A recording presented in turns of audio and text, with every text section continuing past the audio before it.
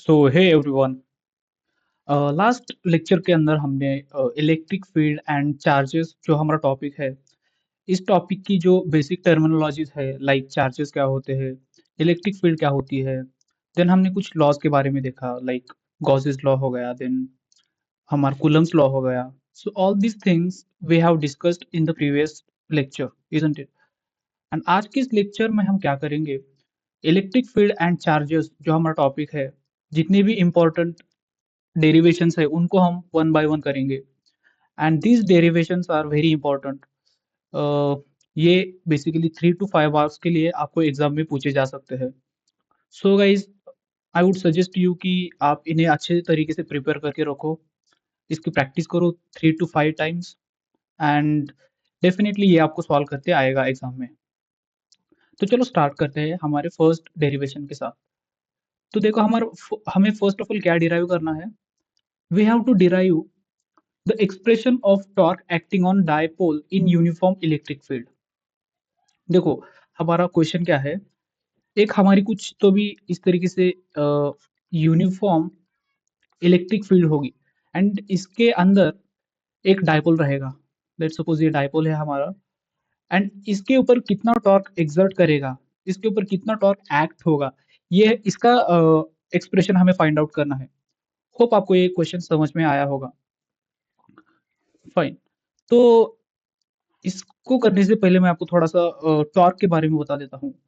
I am expecting from you guys कि आपको torque पता होगा। क्लासिकल मैकेनिक्स के अंदर टॉर्क के बारे में आपने पिछले साल पढ़ा होगा मेरे हिसाब से। टॉर्क इज़ बेसिकली, फिर भी मैं आपको टॉर्क के बारे में बता देता हूँ। तो टॉर्क देखो, टॉर्क एक फ़ोर्स है।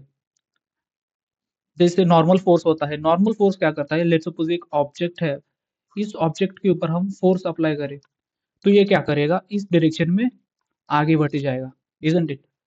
सिमिलरली टॉर्क क्या है, टॉर्क भी एक फोर्स है, लेकिन वो लीनियरली ऑब्जेक्ट को आगे बढ़ाते नहीं जाता। वो क्या करेगा, लेट्स सपोज हमारे पास एक रॉड है, एंड इस रॉड को हमने इस एंड से पिवट कर दिया यानी कि इस एंड को हमने फिक्स कर दिया। मतलब ये एंड तो नहीं हिलेगा, लेकिन ये हिल सकता है। लेट्स सपोज हमने इसके ऊपर फोर्स एक्ट किया, तो ये क्या करेगा, इस डायरेक्शन में ऐसे मूव करते जाएगा। It means it is producing rotation. Okay, यहाँ पे क्या हो रहा था, ये लीनियरली आगे बढ़ते जा रहा था, लेकिन यहाँ पे क्या हो रहा है, इस एंड से हमने क्या पिवट किया था, तो ये बेसिकली रोटेशन प्रोड्यूस करके इस तरीके से आगे बढ़ते जा रहा है। फाइन। तो torque is basically force into perpendicular distance. This was the formula of torque, isn't it? तो देखो, एंड परपेंडिकुलर डिस्टेंस बेसिकली ये रहेगा। Okay fine. अब मैंने आपको टॉर्क के बारे में बता दिया, अगर आपको पता नहीं था अब पता चल गया होगा शायद। Now we will derive the expression for the torque acting in a uniform electric field. Okay fine. तो फर्स्ट ऑफ ऑल हम क्या करेंगे, एक यूनिफॉर्म इलेक्ट्रिक फील्ड तैयार करेंगे। लेट्स सपोज ये हमारी यूनिफॉर्म इलेक्ट्रिक फील्ड है। यूनिफॉर्म इलेक्ट्रिक फील्ड यानी कि इसकी स्ट्रेंथ हर पॉइंट पे इसकी जो इलेक्ट्रिक फील्ड रहेगी वो सेम रहेगी।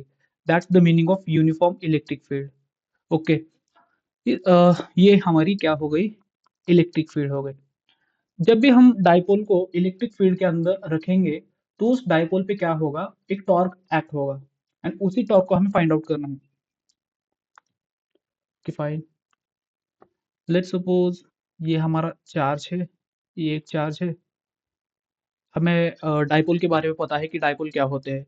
डाइपोल बेसिकली दो चार्जेस रहते हैं, अलग अलग साइन के साथ। एक पॉजिटिव चार्ज रहेगा, एक नेगेटिव चार्ज रहेगा, एंड वो चार्ज कुछ डिस्टेंस पे रहते हैं। लेट्स सपोज ये डिस्टेंस 2a है। ओके, ये एक चार्ज है, ये एक चार्ज है।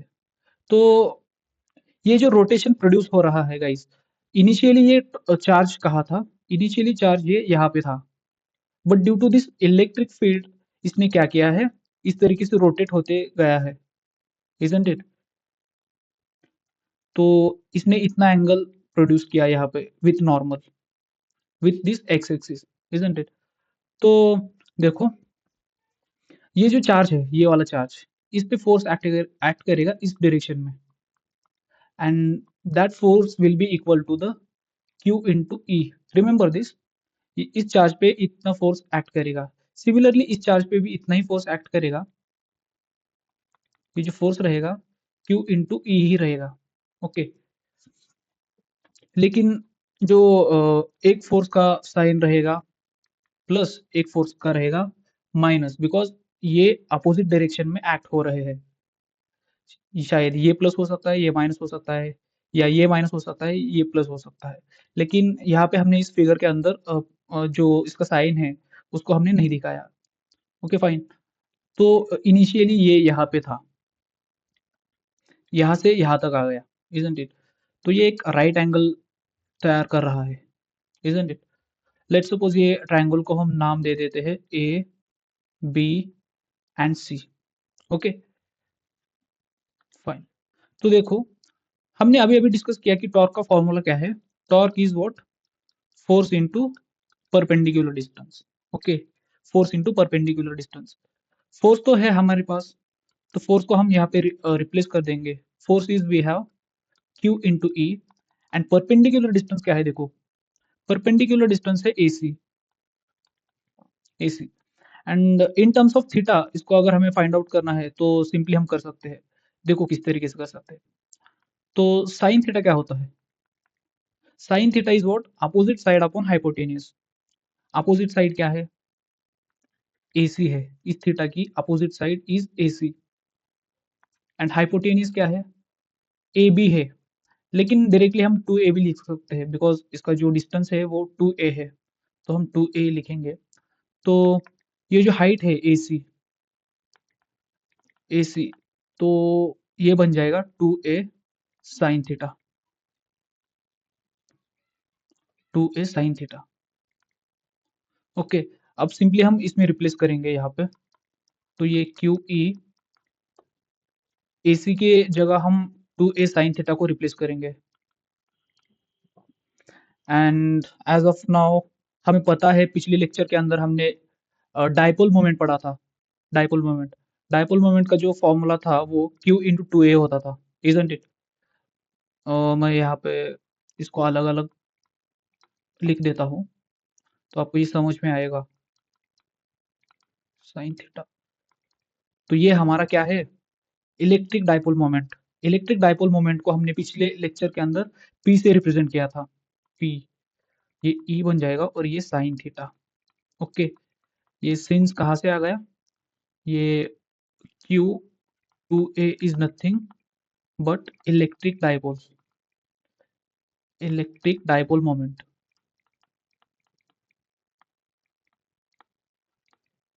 आई होप आपको ये क्लियर है।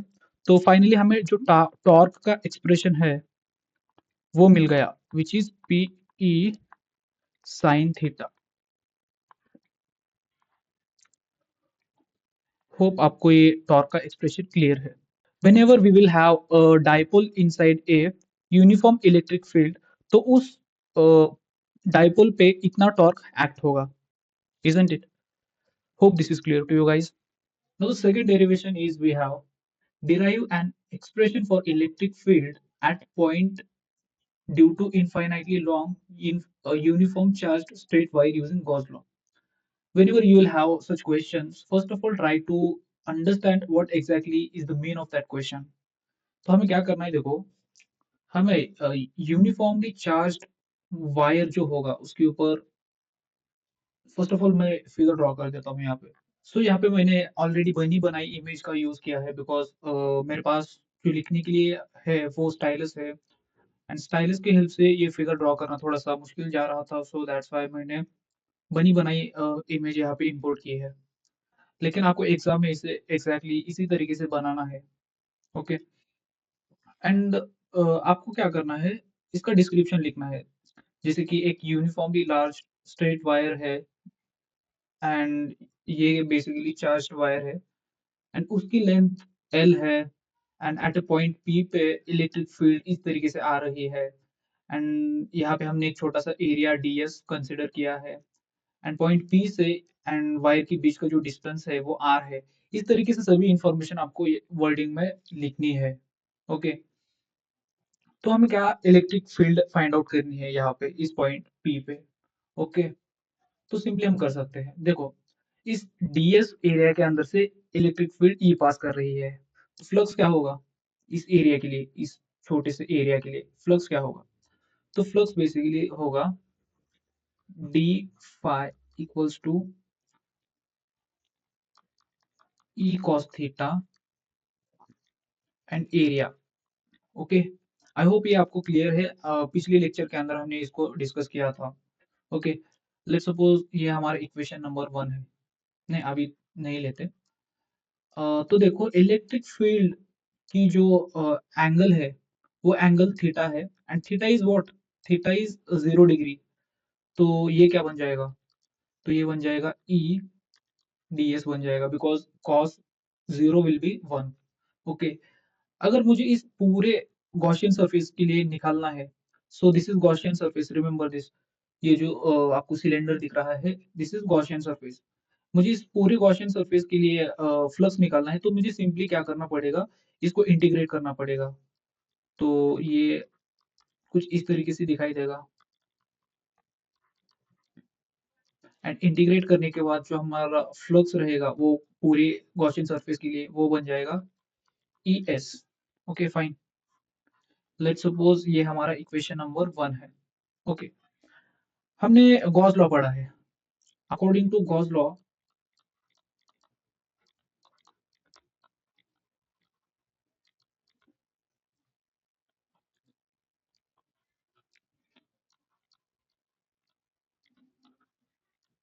अकॉर्डिंग टू गॉस लॉ हमारा जो फ्लक्स है वो क्या है?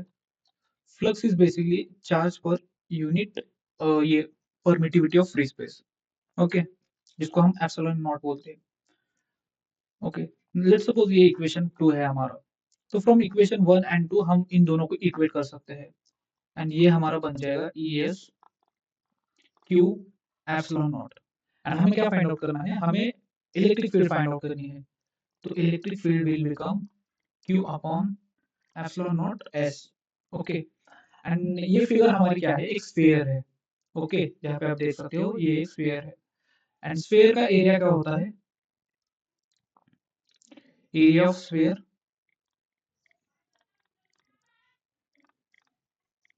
एयर का स्फेरिया सॉरी स्फीयर का एरिया होता है 2 पाई, रेडियस कितना है इसका? r है, एंड लेंथ l है। ओके, तो at the place of s हम इसको रिप्लेस करने वाले हैं नीचे। सो ये हमारा q upon epsilon not, and at the place of s will keep 2 pi r l। Okay, and पिछले लेक्चर के अंदर हमने डिफरेंट इलेक्ट्रिक चार्ज डेंसिटीज पढ़ी थी, एंड हमने वहां पे एक लीनियर चार्ज डेंसिटी पढ़ी है। Linear charge density, linear charge density क्या होती थी? चार्ज डेंसिटी, तो लीनियर चार्ज डेंसिटी को हम लैम्डा से रिप्रेजेंट करते थे, and linear charge density is what? Charge per unit length. तो इससे हमारा चार्ज क्या बन जाएगा? Lambda into L. तो सिंपली अब हम इसमें सब्स्टिट्यूट करने वाले हैं। At the place of q we are going to substitute this part, which is lambda l, and epsilon naught 2 pi r l. So this l will get cancel out, and तो at the end हमें ये मिल जाएगा 2 pi r epsilon naught. So this is what electric field, and ये जो electric field रहेगी वो रहेगी at a point P due to this uniformly charged straight wire. Okay, I hope this is clear to you guys. आप इसका screenshot भी ले सकते हो। आपको एक बात हमेशा याद रखनी है, जब भी आप इस तरीके से फिगर ड्रॉ करोगे एग्जाम में, तो you need to write down the description of this figure. जैसे ये गॉसियन सरफेस है, एक स्फेरिकल गॉसियन सरफेस है, यहाँ पे हमने पॉइंट पी लिया, एंड पॉइंट पी एंड इस स्ट्रेट वायर के बीच में का डिस्टेंस आर था, and we consider this area ds, छोटा सा एरिया जिसके अंदर से इलेक्ट्रिक फील्ड जो है वो पास कर रही थी, एंड उसका जो थीटा है, एंगल है, वो एक्स एक्सिस के पैरेलल है, तो दैट्स व्हाई ये जो एंगल बन जाएगा वो 0 बन जाएगा। सो इस तरीके से जो इम्पोर्टेंट डिस्क्रिप्शन है फिगर का यहाँ पे आप लिखा करो, सो दैट जो एग्ज़ामिनर है वो आपको अच्छे मार्क्स देगा। Hope this is clear. Now our third derivation is we have to find out electric field due to uniformly charged infinite plate using Gauss law. Okay guys, तो ये हमारी क्या एक प्लेट है यूनिफॉर्मली चार्ज्ड, यहाँ पे आप देख सकते हो। एंड इस प्लेट में से हमने एक छोटा सा एरिया कंसिडर किया है जिसके थ्रू इलेक्ट्रिक फील्ड पास होगी। ओके, तो इलेक्ट्रिक फील्ड एक इस डायरेक्शन में पास होगी, एक इस डायरेक्शन में पास होगी, इजंट इट? बिकॉज ये एक 2D शेप का दिख रहा है आपको। इलेक्ट्रिक फ्लक्स क्या होगा इसकी वजह से? तो इलेक्ट्रिक फ्लक्स रहेगा इलेक्ट्रिक फील्ड इनटू एरिया। अब एरिया ds यहाँ पे भी है एंड ds एरिया यहाँ पे भी है। ओके, तो एरिया हमें 2 टाइम्स लेना पड़ेगा। Okay, and by using Gauss law,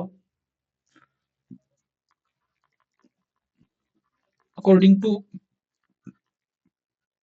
Gauss law हम फ्लक्स को क्या लिख सकते हैं?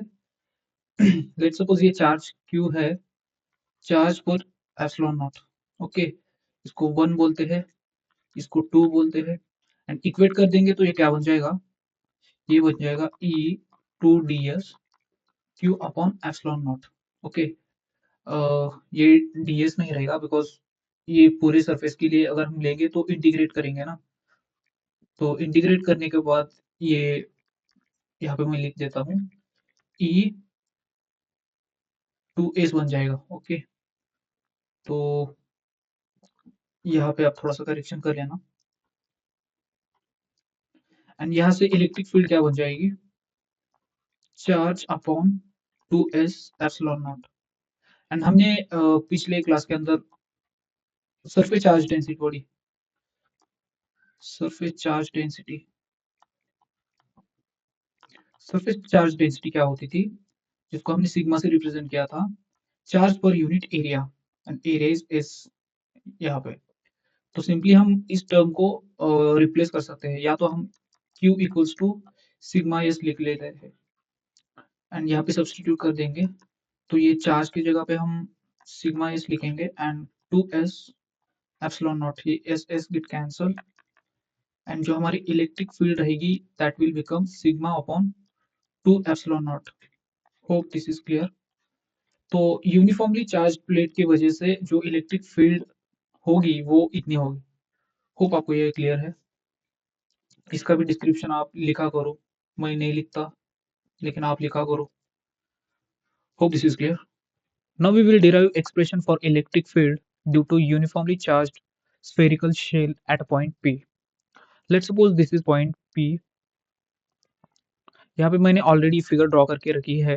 एट पॉइंट P पे हमें क्या फाइंड आउट करना है? एक इलेक्ट्रिक फील्ड कितनी होगी due to this spherical shell, ये फाइंड आउट करना है। तो बेसिक टर्मिनोलॉजी मैंने यहाँ पे लिख रखी है। जैसे ये जो स्फेयर है उसका रेडियस कैपिटल R है एंड ये जो गॉसियन सरफेस है from the centre to Gaussian surface, ये जो डिस्टेंस है वो स्मॉल r है। This is point P and this is small area ds जिससे हमारी इलेक्ट्रिक फील्ड पास हो रही है।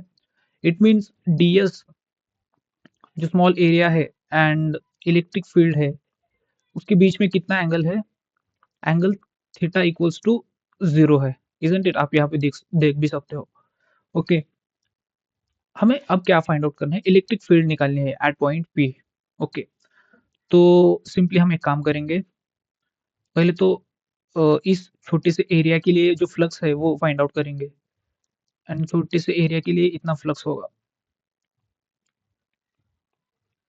D phi equals to electric field होगी एंड ds इतना एरिया होगा। ओके फाइन, इसको ही हम थोड़ा सा इस तरीके से लिख सकते हैं कॉस थीटा की फॉर्म में। Okay, and theta is what? Theta is 0, तो थीटा कॉस थीटा है and cos 0 will be 1, so as a result ये आएगा ds। अगर मुझे पूरे स्फेरिकल गॉसियन सरफेस के लिए निकालना है तो मुझे इंटीग्रेट करना पड़ेगा। So simply I will do it. EDS बन जाएगा ये, एंड ये जो फ्लक्स है वो आएगा ई एस के बराबर। Let's suppose this is equation 1 and according to